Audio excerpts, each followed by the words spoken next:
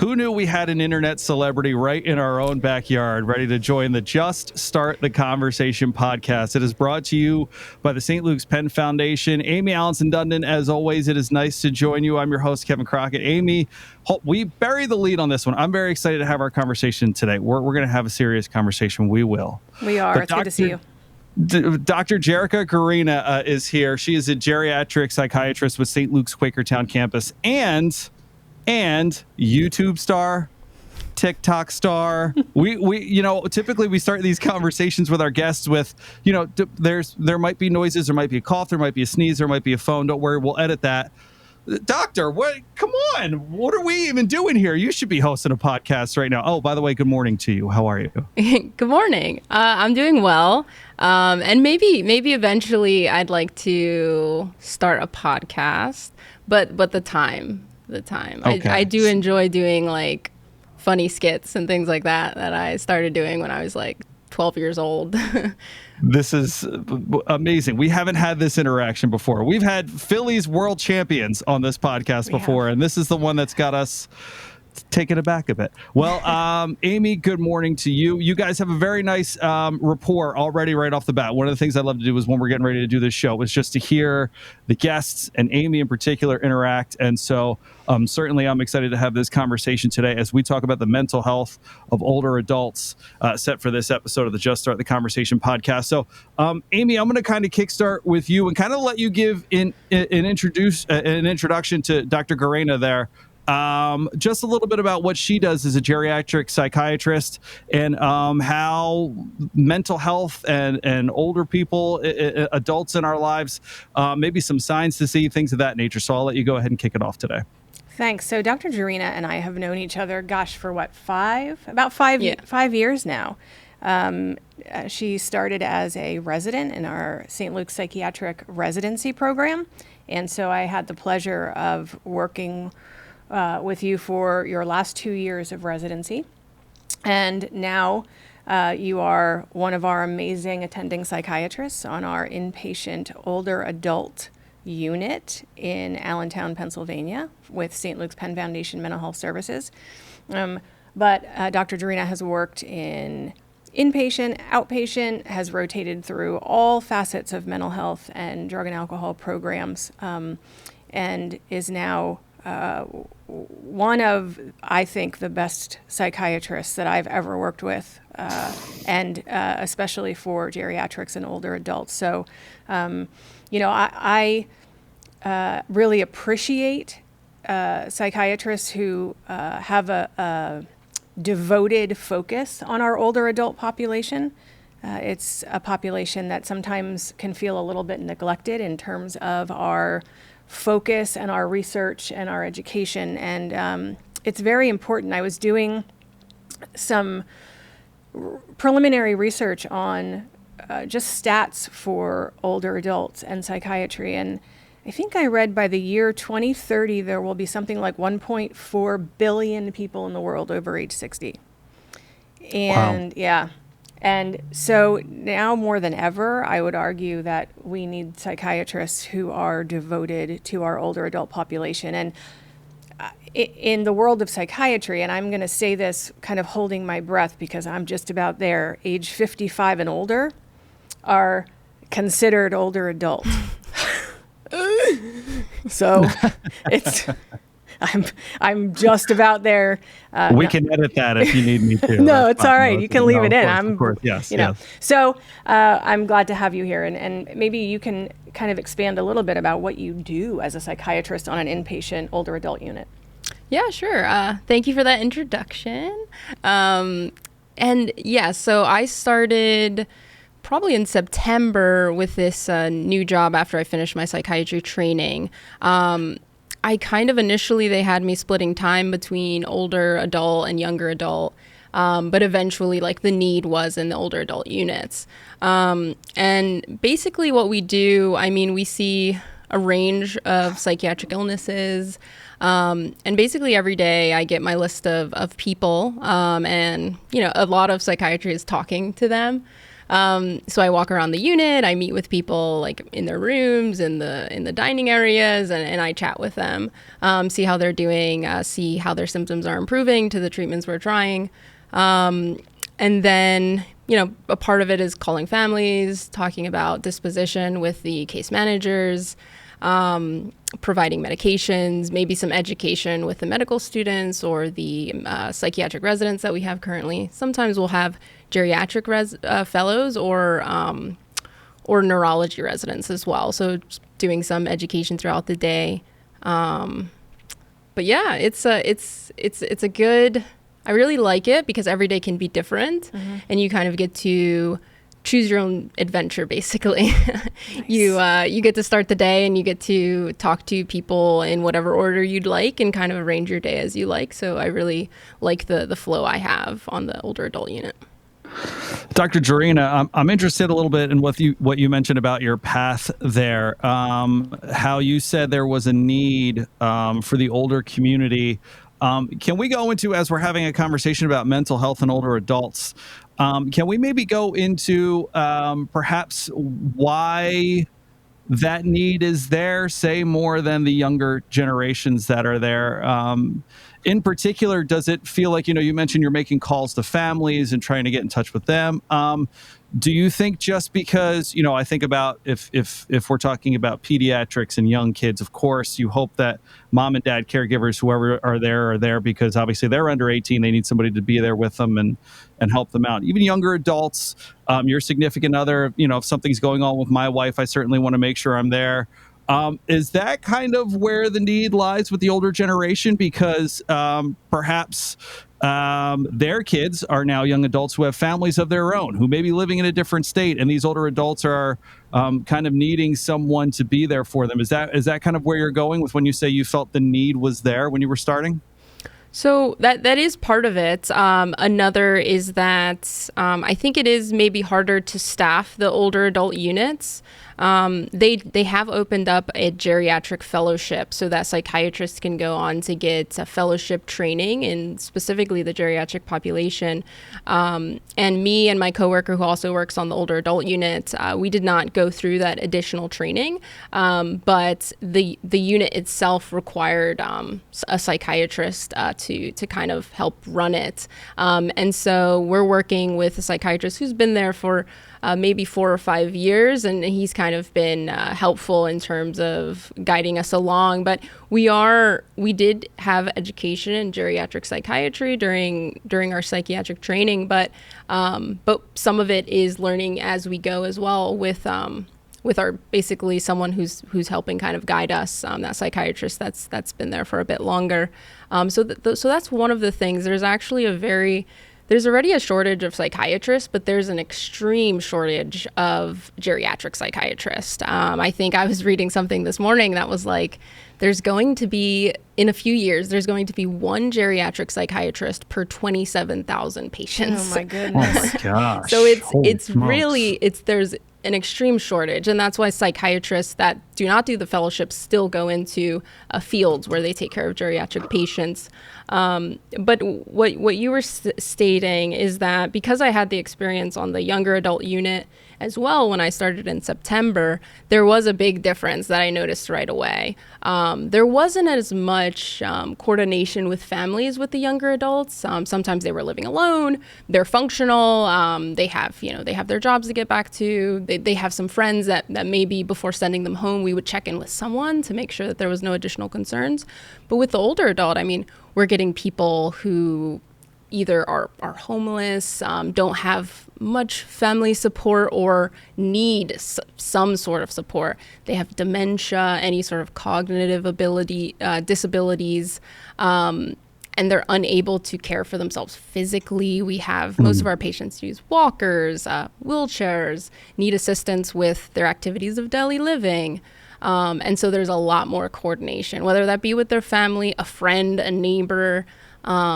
Sometimes if they have like a community ICM, like a community case manager, we'll reach out to them as well. But there's a lot more coordination with the older adult population, because at the point they are in their lives, sometimes they just can't do all the things that they used to be able to do, and they kind of need us to step in and kind of to make those connections for them. Because the biggest thing is that when a patient leaves our unit, we talk about safe discharge. They have to have somewhere safe to go. They have to have some sort of support. And that becomes more important in the older adult population for sure. Amie, I want to come to you kind of going off of what Dr. Gerena said there. As we talk about the mental health issues for older adults, certainly she alluded to that physically there's just a lot of things that perhaps you want to be able to do that you haven't been able to do like you could when you were younger.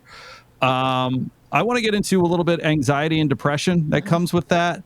She mentioned dementia, obviously, a huge element for our older generation. So I kind of have a two-part question for you here. Just those mental health issues, the anxiety, the depression that our older adults might be going through. And if you are a caregiver, if you are a person who is getting these phone calls, if this is your older adult in your life, it could be your mom, your dad, somebody significant to you, warning signs for something that might just be beyond, mental health versus something that may actually be physically manifesting itself with an older adult. Yeah. So I think I'll start by talking a little bit about something that I think we overlook a lot, and the longer that we live, the more life experiences we've had, both positive and negative. So if you think about folks with symptoms of depression or anxiety, where there maybe sometimes as people get older, we see increased or decreased sleep, and sleep can be a really significant contributor to anxiety and or depression. And we've talked on multiple episodes about trauma. So the longer we live, the more life experiences we have, and the more likelihood that we've experienced those little t or big T traumas just by virtue of being on the earth for, 60, 70, 80 years, right? So there's often maybe some unresolved traumatic experiences or, the anxiety and depression that comes with some memory loss, and how distressing that can be when you can't remember your child's name, or it takes you 30 seconds to remember something that, was automatic most of your life. It doesn't even mean you have dementia. It's just part of getting older. And I think family members tend to put a lot of pressure on our older adults, and sometimes don't have the patience that we should have with them to let them talk things through and discuss memories, both good and bad. And so to answer that question a few different ways, I would say let folks discuss and talk about their memories, both good and bad. Write them down with them in memory books, let them chat about things, show them old pictures. That really helps. But if you see somebody that's out of the norm, we said this in the past for kids, it's the same with older adults. Sleep problems, may be normal for that older adult, but if they're not and it's different, then you need to make sure you're having them talk to a doctor or their family doc about that. So crying spells, out of the norm memory issues, unable to bathe, Doc mentioned ADLs, activities of daily living, if they're not showering or bathing or taking care of themselves or combing their hair the way that they used to.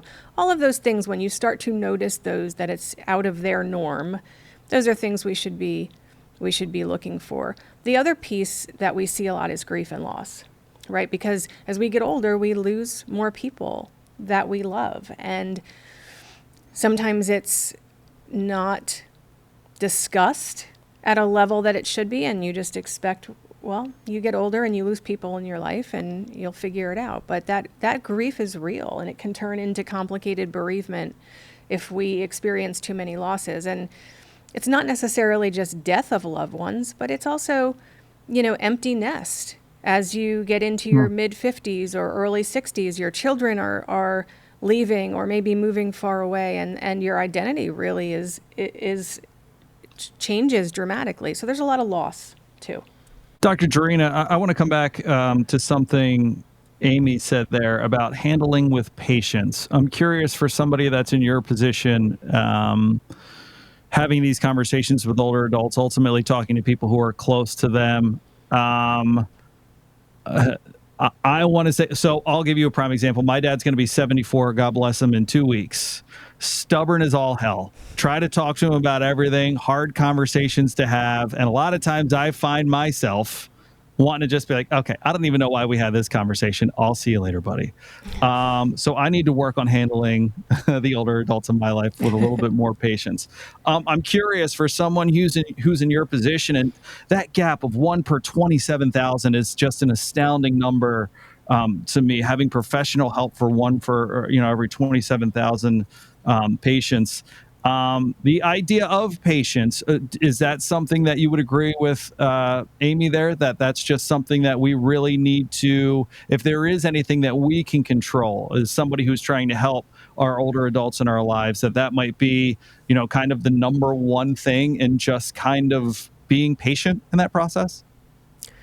Yeah, I think there is an aspect of being patient. I think the mental health stigma is lowering. People are becoming more accepting and more open about their mental health struggles. But this is like a new phenomenon. And so the older adults now, they weren't used to talking about their feelings. They weren't used to talking about their trauma or how they feel. And so it's very hard for them to sometimes even express. And sometimes we're kind of trying to guess, like when we're talking to older adults, they might say, well, kind of some of the things Amie was talking about, I'm not sleeping, or, I just haven't felt like I wanted to eat as much, or saying things like that, and trying to tease out what they're saying and kind of repeating it back to them. And it's like, it sounds like you're dealing with some depression, or it sounds like you're dealing with high levels of anxiety. And so for us, it's a lot about the psychoeducation as well, trying to educate them on kind of the changes that they're seeing are not normal changes. And in fact, they can be signs and symptoms of depression and anxiety.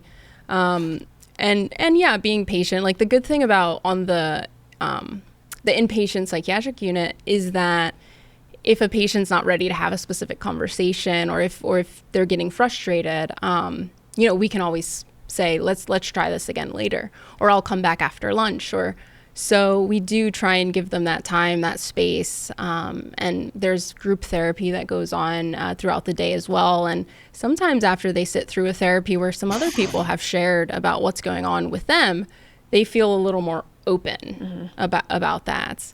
But yeah, definitely another kind of difference when you're dealing with younger adults who are maybe more open to talking about that, and the older adults who are not. Yeah. I think that's a really interesting part of this conversation that maybe we can tap into a little bit here, Amie, that this age group, I come back to my stubborn father and I love him to pieces, but what's bothering you? What's going on? I'm fine. Well, I'm fine. Well, I'm fine. Can we talk about a little bit about how that is a big part of this equation, probably, that he's gone through 70 plus years of his life. And that's not to say that he and I have had some good conversations or tough conversations or history about our family or anything like that, but just that, he was, I keep hearkening back to my own experience. Didn't want to miss a day of work. Yeah. Got up and moved, put on his knee braces. If he was sick, he still went in, did all that stuff.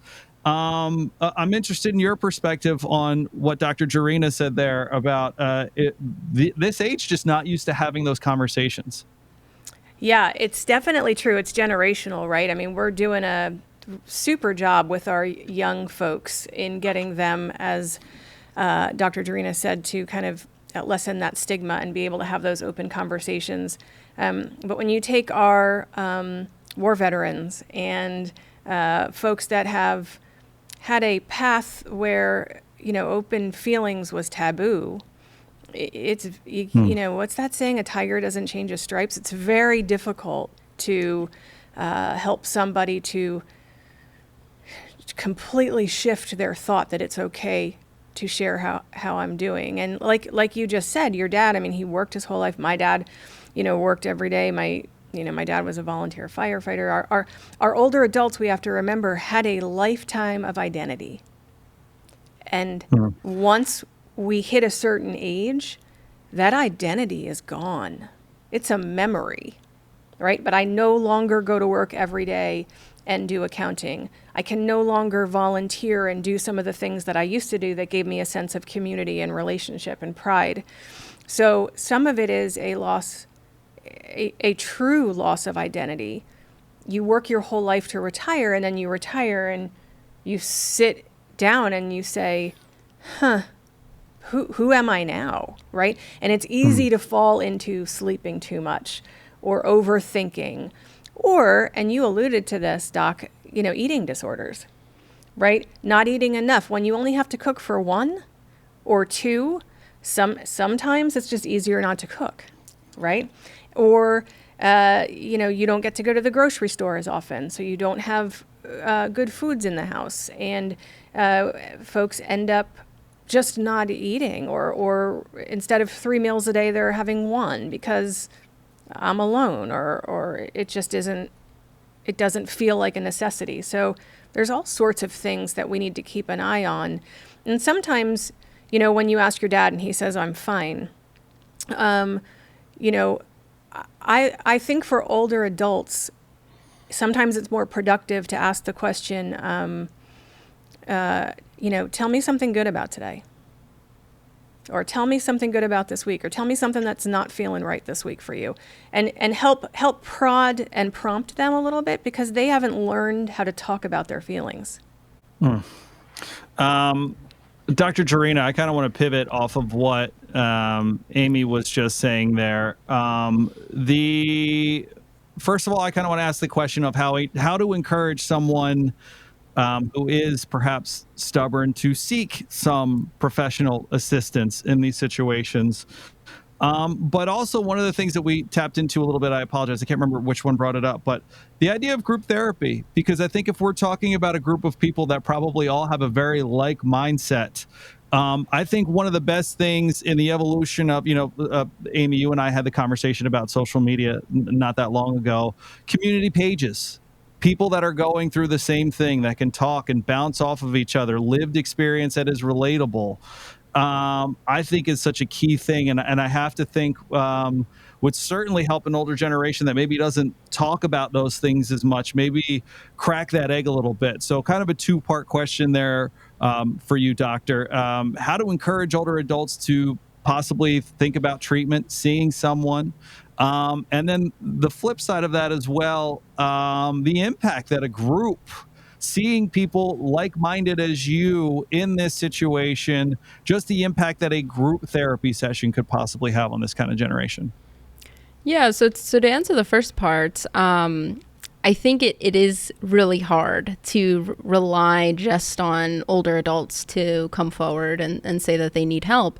And I think what I've seen, a lot of the people who end up seeking help, specifically in our inpatient psychiatric units, is people whose family come forward. Like the family starts to kind of let them know, hey, there's something different. Like I don't think you've been doing well.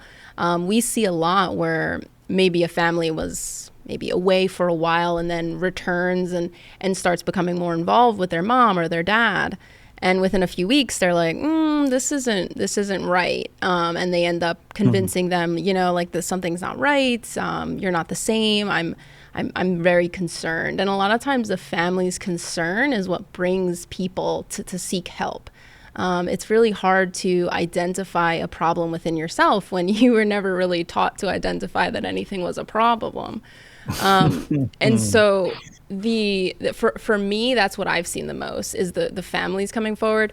And also we do get a lot of people who are already in like nursing homes, personal care homes and group homes. And a lot of times the staff are the ones that will identify, a patient randomly starts refusing all their medications or they tell us they're not hungry and they're not eating anymore, or they stop showering, and they'll be the ones to kind of come forward and talk to the patient about what they've noticed, and again with the concern. And I think sometimes Sometimes I don't think the patient themselves agrees with the choice, but they're willing to, they understand, like a lot of the patients can tell me like this person or that person was concerned. And so I'm here to see like if there is anything you can do to help me. So I a lot of the times I think it's concern of others that they kind of can understand and be like, okay, I'm going to seek help because someone else that I trust is concerned about me. And then in terms of the second question, I did mention the group therapy that happens on the psychiatric units. And yeah, it's very helpful, I think. A lot of these patients, like they've never been in therapy. And this is like their very first experience in a therapy group. And I think the therapists are really good about making it very low key. Sometimes they'll start with like a prompt, kind of what Amie was saying, like, oh, tell me about a good thing that happened today. And she'll give like reading materials, like simple ones that they can like follow along. And a lot of times through that, they start kind of opening up because the people around them are opening up. But Amie's like the big, she's the therapy guru. So if like maybe you could talk about what dynamic of a group therapy makes it effective for like the older adults. Like what part of it do you think is like most helpful for them? Yeah, I think what's most helpful, again, I come back to identity. If everybody in my therapy group is 60 and older, I'm going to automatically identify with their memories and the fears and the triumphs that have happened to everybody in that group over the past 60 years. It's just a sense of belonging. Whereas it's very difficult, and this isn't new, it's always been more difficult for our older generation to relate to our younger generation. We say it all the time, gosh, these millennials or these kids or, what the heck with TikTok? And, and our older folks, when we mix age groups sometimes, it can just be intimidating because they don't understand each other, right? But to have a group where everybody has permission to express anything they're thinking or feeling and knowing that it's such a confidential, safe space and nothing that is said in that space leaves that space, it's very safe. So creating safety in therapy, I think, is always our number one priority.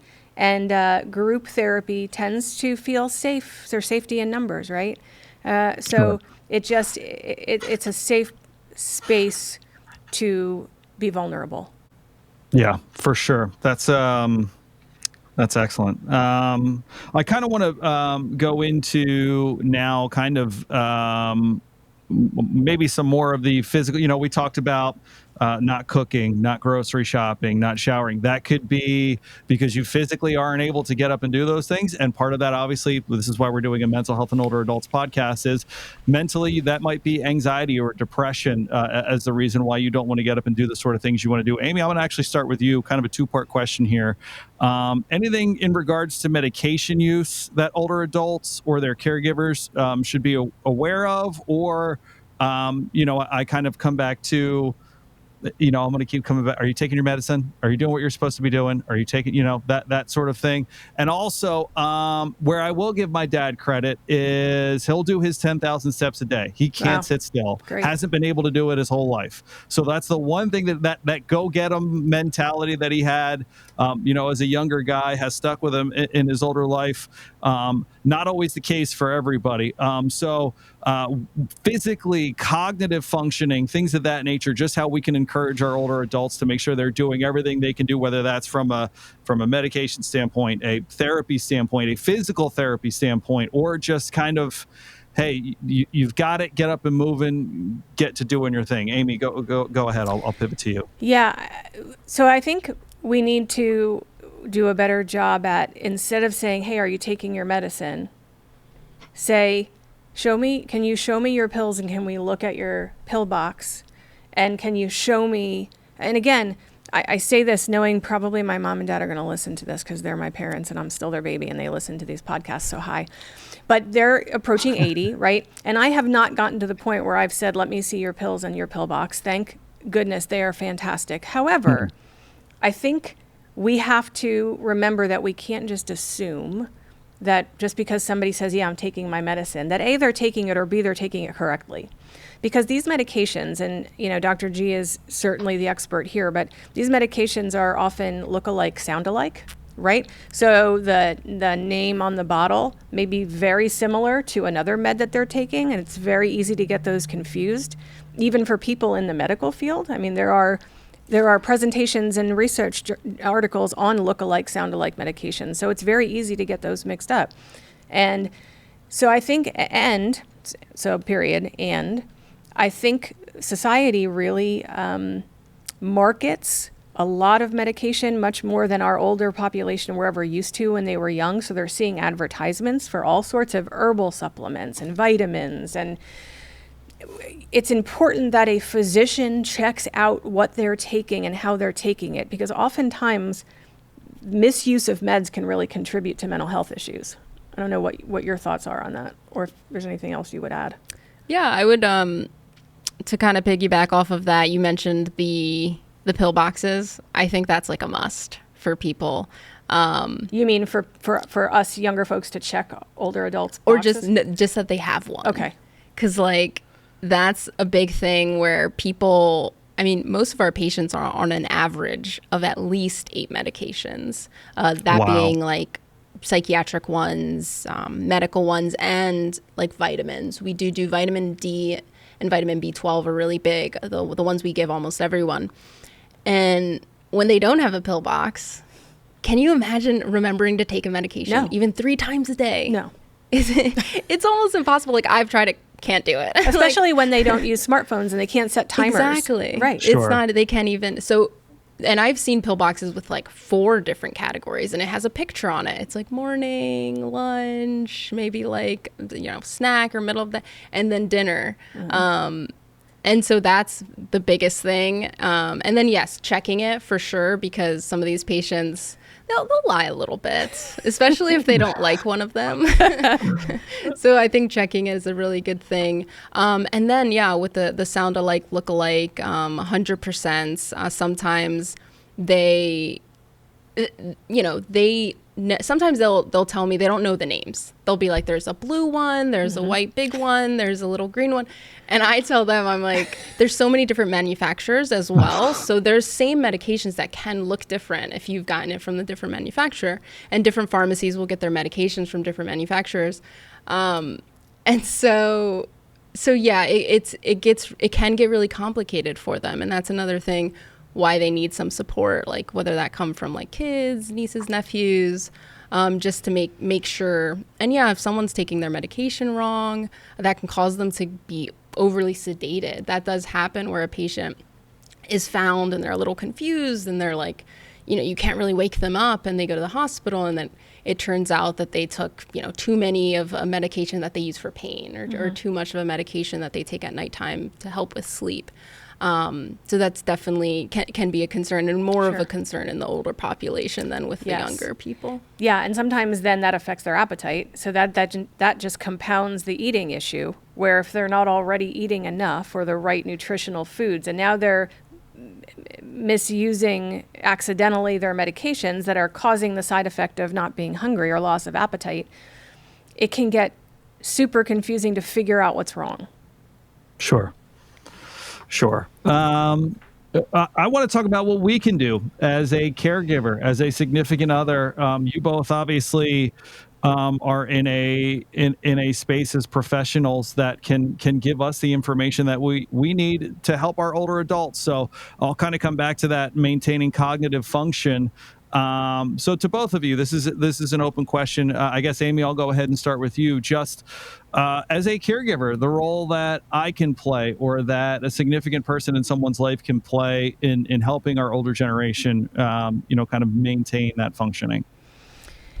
So, oftentimes I hear people say, I don't know what to get my grandma or grandpa or my the older adult in my life for their birthday or for Christmas or for whatever holiday's coming up. And I'll say, get them Instacart delivery for groceries, or get them, That's great. a year's, we got my mom, again, my mom is, I'm going to call her out. She's going to sound old. She's not. She's doing great. But we got her a year's subscription to jigsaw puzzles. So she does a puzzle, she finishes it, she puts it in the mail, mails it back, they send her a new one. And every month she does a new jigsaw puzzle. So she not only finishes it here, she sends it back into them. Oh yeah, and then they send her a new one. Yeah.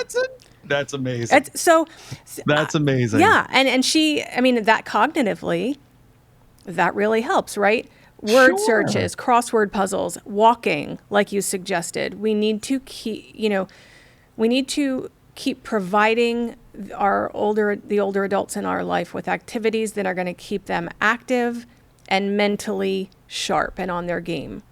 So the more things you can find for them to make it easy for them to have something in front of them that's going to help to keep them sharp, the better. Yeah. Yeah, the jigsaw puzzle thing, I love. And yeah, I think people do forget that the brain is a muscle, and it needs to be worked out. And so just like you'd go to the gym to make sure that your body's feeling fit, doing cognitive activities, so word puzzles, regular jigsaw puzzles, even if you're into math problems. Sometimes newspapers have little like brain twisters and things like that people can do.